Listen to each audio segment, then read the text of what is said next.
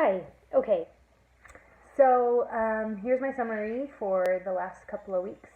Chapter 4, I thought it was really good to get a bunch of different types of teaching tools. Um, One of the questions in the prompt says, "What teaching style will you use?" I think it would be best to use several teaching styles, like some of the examples or some of the recommendations were to use an example, use a contrasting story, and then to ask the participants to recall and repeat some of the principles and the rules that you had. Anyway, there's a lot of those things. I think using all of them would be great. Not limiting myself to or my partner to any one of these teaching styles and only use examples or only use contrasting stories. Like, it would be best to use a variety.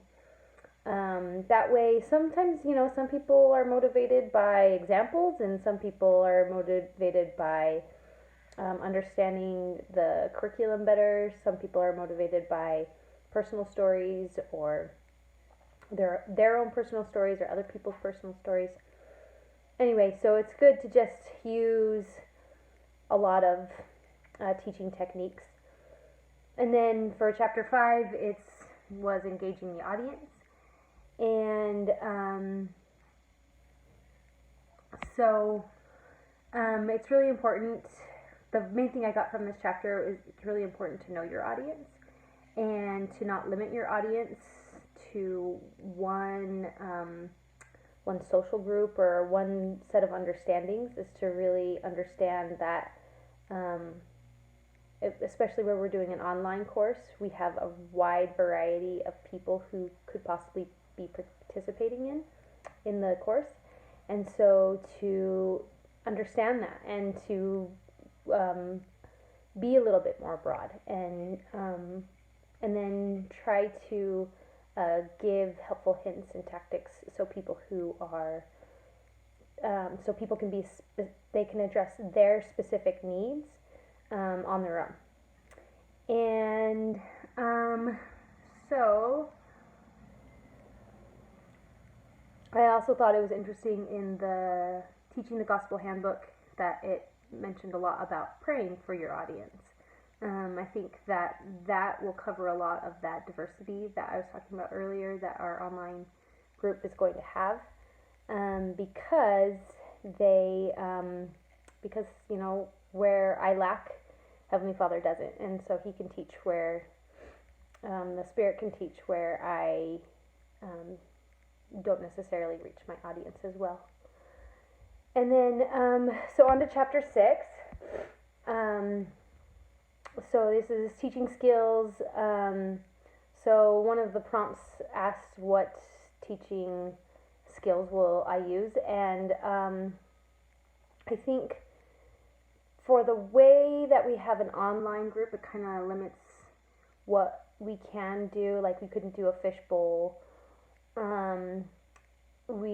So it might be best to do more of like a discussion type of format with a more traditional kind of like buzz groups maybe, and then again using some of like those personal narratives, and then I think one thing that we want to do is so after our participants look at our video, that they will have a homework assignment. They will have, hopefully they can, like, we might incorporate like a family council, or they might have to do a role play. We will definitely do a lot of movies or video clips.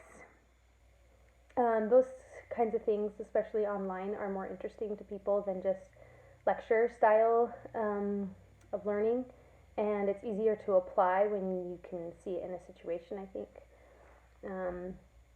And then again, it talks about like working with diverse audiences and making sure that you understand who your audience is. And then so chapter 10,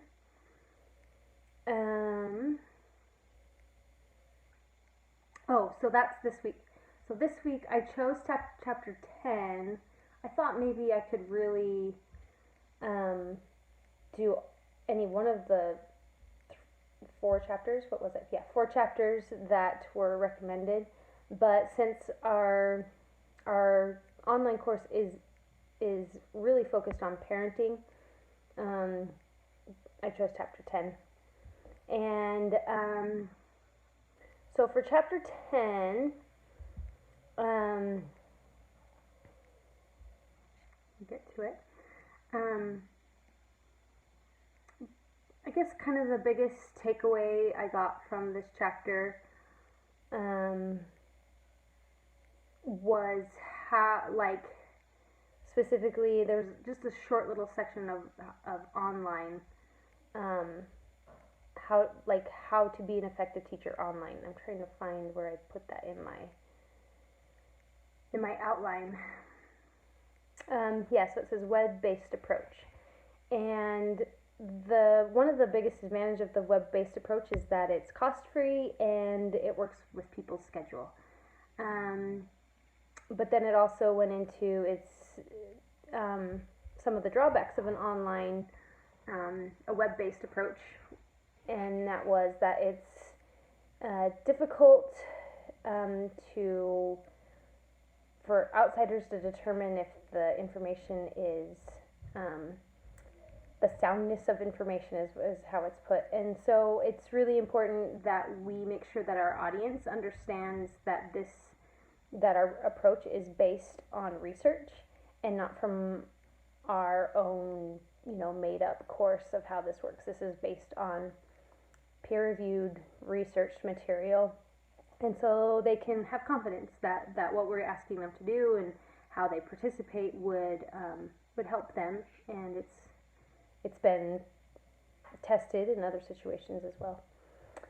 And then yeah, that's pretty much what I got from this week's reading and from the previous weeks. So thanks for watching.